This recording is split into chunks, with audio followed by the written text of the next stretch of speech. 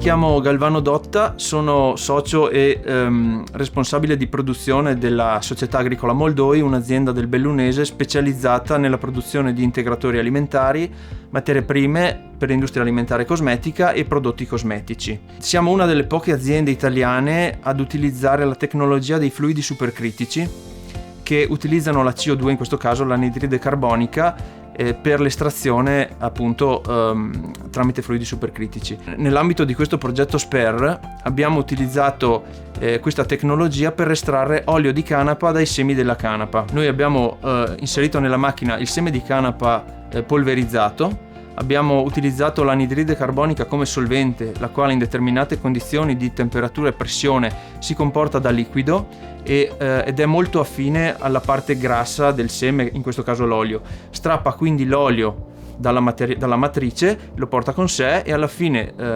riportando il sistema a temperature e pressioni atmosferiche, l'anidride carbonica se ne va e rilascia questo olio di canapa purissimo e senza solventi, che è poi stato utilizzato nell'ambito di questa prova pilota per la produzione di un integratore alimentare in capsule per supportare la funzione cellulare delle membrane cellulari e delle giunzioni, abbinata dell'MSM, e poi è stato utilizzato anche come materia prima in ambito cosmetico per la produzione di un olio da massaggio che viene utilizzato nei centri spa piuttosto che in altre strutture, o da professionisti del settore.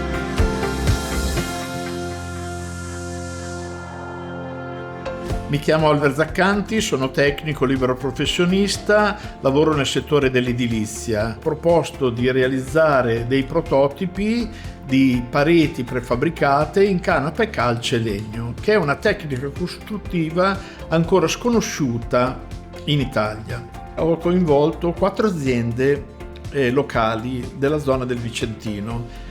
L'azienda che coltiva la canapa, produce il canapulo, l'azienda che produce la calce, l'azienda che produce le strutture in legno e l'impresa che fa le finiture. In questo modo credo di aver creato una piccola filiera orizzontale molto semplice e a chilometro praticamente zero.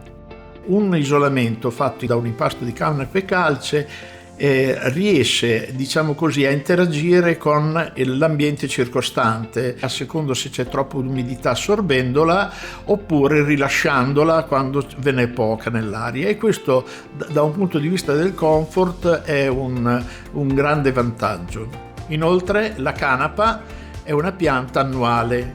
Questo è molto importante perché normalmente invece i materiali che si usano in edilizia sono materiali cosiddetti finiti.